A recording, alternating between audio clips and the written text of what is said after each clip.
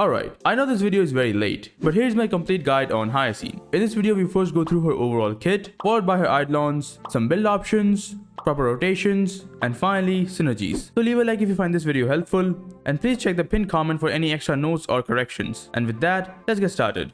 First, an overview. Hyacine is a 5-star wind character following the path of remembrance. She is our first premium sustain unit from Amphorius. As such, she has a Memosprite, which is this fluffy unicorn called Little Ika. She has consistent AoE healing with solid damage output. Looking at her base stats, her HP is pretty mediocre and her attack is the lowest in the game, but she is HP scaling so it doesn't really matter. Though both her defense and speed are pretty high, and she has a 140 energy cost ultimate. As a remembrance unit, she can feel like a complicated unit, but in truth, she is one of the easiest units to play, although you can min-max her rotations if you want to.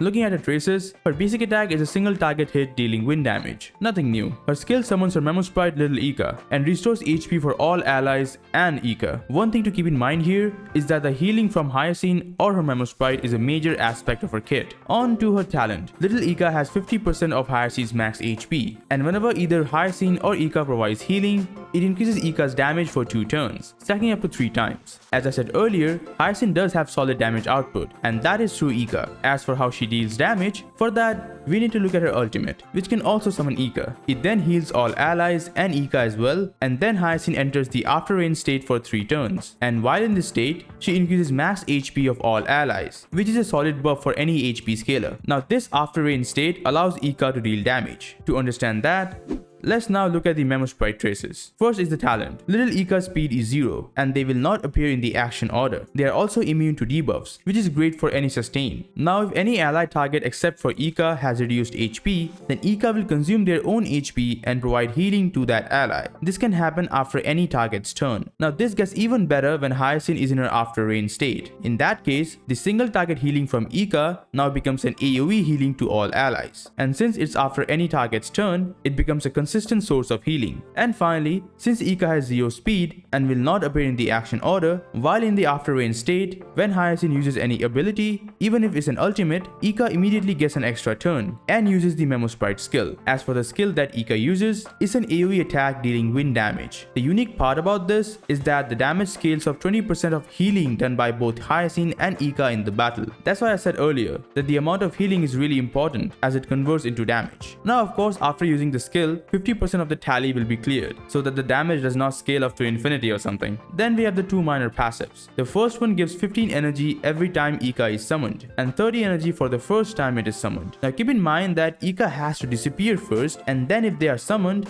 this passive will proc. If you think that every time you use Hyacine's skill or ultimate you'll get 15 energy, well, that's not how it works. However, the 30 energy for the first time is great for Hyacine, as that will allow her to get a first turn ultimate. The second passive simply gives Hyacine a 30% action advance when Ika disappears, which in most cases won't really happen given the constant healing from Hyacine. Lastly, there is the technique, which simply heals all allies at the start of the battle and gives HP boost for 2 turns, which is still good for HP scalers. For the trace leveler priority, her main purpose is her healing and damage, but since those 2 things are kind of connected to each other, apart from her basic attack, I would highly recommend maxing everything out if you can. On to her passives. Hyacine's first passive gives her 100% crit rate and increases outgoing healing when healing a low HP target. The crit rate is massive. As a result, we just have to focus on her healing with HP stats, and we don't have to worry about crit. Her second passive increases Hyacine's effect res and allows her to cleanse 1 debuff from all allies when using skill or ultimate. Great utility for any sustain. Lastly, the third passive. When Hyacine's speed exceeds 200, it increases her and Little Ika's max HP by 20%, and for any excess speed after 200, it increases both of their outgoing healing. This can scale up to 400 speed. Now 200 speed is already a pretty crazy point, so I don't expect anyone to reach 400 speed just to max this passive out. This segment is mostly for situations like in Sim Universe challenges, but the HP increase is a solid buff, and the most optimal way to build her in my opinion is to at least reach 200 speed so that you can trigger that HP increase. It will increase their healing and that will result in more damage. Of course, I will explain how to reach that 200 speed goal. For her bonus stats, after maxing out her traces, Hyacine gets 14 speed, so already quite fast at base, 18% effect res, combining with the second passive, you don't need to build any effect res on her, and 10% HP, which is also pretty good.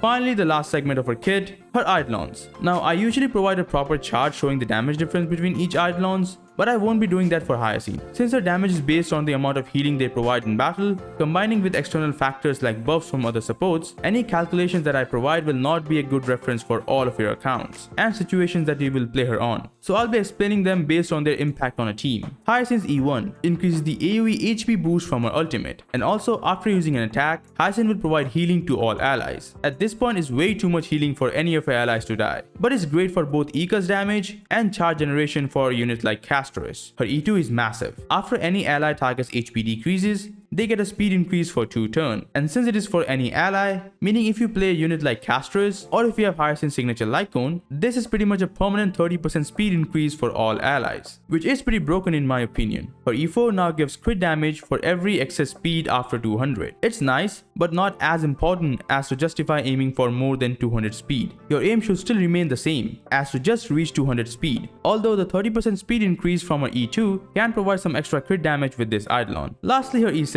First, after using the Memosprite skill, now the tally will only be cleared by 12% instead of 50% at E0. This makes her damage scale really fast and really high. It would be fun seeing some crazy clears in Divergent Universe with Hyacine. Secondly, while Eika is on the field, it gives 20% rest spent to all allies, which is a massive damage increase for her team. Overall, similar to the HSR trend, an E2 Hyacine will be most worth it for anyone who wants to hyper invest on her. E1 is still good enough, as the HP increase alone makes it a great Eidolon. Still, anything above E2 is just not worth it. And even at E0, with the upcoming Amphorius characters, Hyacine will be one of, if not the best sustain in HSR. By the way, if you are enjoying the content, please consider subscribing, as it does help the channel grow and motivates me to make more content for you guys.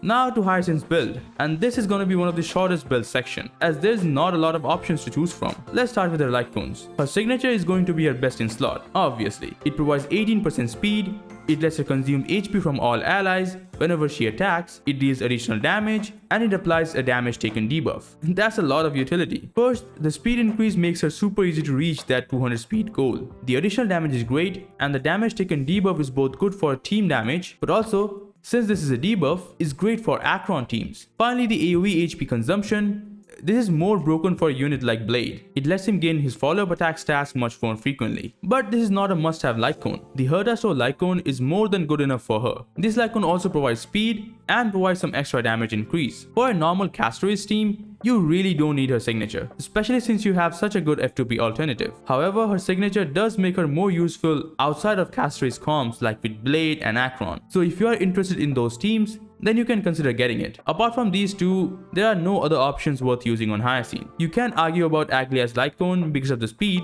but everything else in that Lightcone is just useless, so don't even bother. As for a comparison, her E1 and her signature does provide similar value in most cases, but since her signature makes her more versatile as a healer, I'd recommend getting it over her E1. Also, getting a Lightcone can be much cheaper than getting a second copy of a unit, so overall, the Lightcone definitely has more value. On to her best relics. For 4-piece, the new Goddess set is going to be her best in slot. It provides 12% speed, which is much needed in order to reach that 200 speed goal, and 15% crit damage to all allies. Now since this is a new set, you won't have the best pieces right away. So for an alternative, you can use a 2-piece combo of Messenger and Sekidos set. Combining both, you will gain the same 12% speed increase. You just lose the 15% crit damage. It's more than good enough until you farm the new set. For 2-piece, the Giant Tree set is going to be her best in slot, and it will also make her much easier to build, as this also provides extra speed. The outgoing healing is also great for more Eika damage. Well, this was expected, as this set was pretty much made for her. You can use other sets like Lushaka or Broken Keel for some extra crit damage, but keep in mind that neither of them provides extra speed, so you have to get that speed from substats. If you do have those speed rolls, then sure, use it, but in my opinion, why overcomplicate things? Just farm the Giant Tree set. It will make building speed much easier.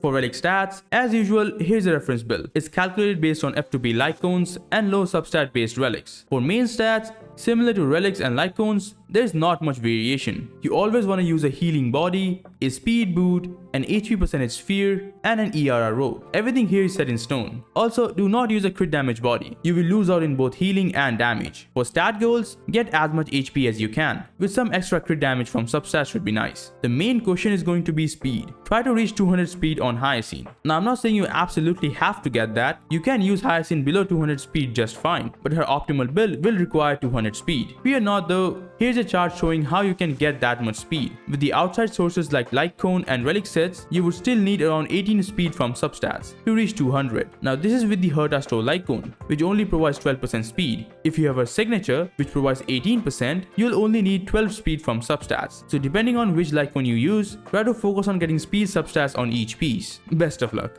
On to her energy rotations. Hyacine's ultimate has this unique after rain state. It increases all allies max HP, increases little Ika's healing, and also enables them to attack. This state lasts for only 3 turns, so getting back her ultimate in that 3-turn ultimate window will be our goal. Now there are basically 3 rotations that you can play. The first and the most efficient is going to be the all skill rotation. Here you use your skill every turn. It is the best rotation for both healing and damage, and it also lets you get a 3-turn ultimate with just 1 enemy hit. The downside of this is that it is extremely SP hungry. Luckily, all HP scaling units like Castres are not SP heavy, so this rotation is perfectly possible in those teams. But in other teams like with Akron or any other DPS who is not as SP friendly, you can't really spam skills on Hyacine. In those cases, you will most likely either use a skill basic skill rotation or a skill basic rotation. Now the first one is still fine and you can still get a 3-turn ultimate with some extra hits from enemies, but for the skill basic rotation, you kind of need to use another skill or basic to get her ultimate. That will result in a 4-turn ultimate rotation and a 1-turn downtime, which is also fine in most cases. So what should you do? Well, I'd say always try to get her ultimate as fast as you can. Depending on the team's SP usage,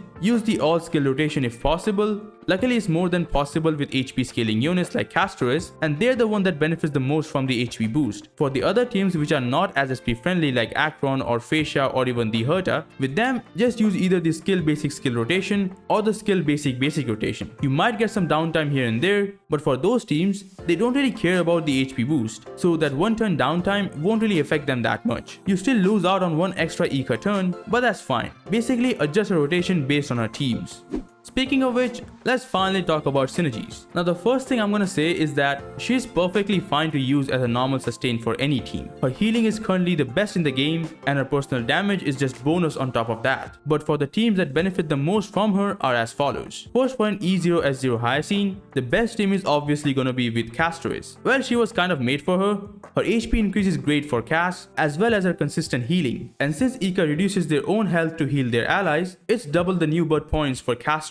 And obviously being a remembrance unit, there is another HP source for Castres' HP drain. Not only that, Hyacine benefits in this as well. Most of the time you always want to play Castres with Tribi, and as it seemed, Tribi is one of Hyacine's best teammates. Her AoE buffs increases Ika's damage, whereas Hyacine's HP buff increases Tribi's damage. This whole team is basically a perfect synergy. Also, one more thing, up till now Pure Fiction was the one place where Castres' performance was not absolutely insane as someone like the Herta. But if you have Hyacine, she becomes awesome in Pure Fiction as well. So definitely worth it for Castres. The next unit in question is going to be Mighty. And sure, Hyacine is great for him, but not by a lot. Since Mighty gains stacks based on percentage of HP, Hyacine's small but consistent healing is not that much helpful. Instead, someone like Luocha who provides big chunk of single target healing performs better for Mighty. But then again, you also have to consider Hyacine's personal damage, which when compared to Luocha, who barely deals any damage, the overall team damage should be pretty similar. Overall, sure Hyacine is great for Mighty, but I wouldn't pull for her if you already have Luocha in your account. And also, Mighty can easily go sustainless. You definitely don't need a healer specifically for him. Now more options open up if you have a signature Lightcone. A character like Blade becomes one of Hyacine's best clients because of the extra HP drain from the Lightcone, which will allow him to do more follow-up attacks. We also have Akron teams. With the Lightcone, Hyacine also gets a consistent and fast debuff application, given Hyacine will be at least 200 speed for most players. Apart from Aventurine, Hyacine is going to be her best sustain. Some other not so popular options are going to be the Herta and Fei Xiao. Both benefit from frequent or AoE attacks, both of which Hyacine provides in her kit. You can use her even without a signature Lightcone, and they will still benefit a lot. Now for Fei Xiao, if you are using Robin in the team, Aventurine or Linkshia will be slightly better in most cases, and it's the same case with the Herta. But for Herta specifically, if you use Tribi in the team, then I say Hyacine becomes better than Linkshia. All in all, she's one of the most universal sustains in the game, and she becomes even more universal if you get her signature Lightcone. Overall, Hyacine is one of, if not the best sustain unit currently in HSR. For Castaway specifically, she is definitely worth your jades, but for other units, she can be replaceable with other sustains. And given the upcoming collab, I would highly recommend spending your jades carefully, as if you miss out on the collab units, it's highly unlikely they will ever return. And that's all with this guide. I know I'm very late, but hopefully this video helped you guys with your Hyacine questions. If you still have any doubts, share them in the comments, and I'll try my best to answer them. Like and sub if you enjoy my content. Thanks a lot for watching, and I'll see you guys in the next one.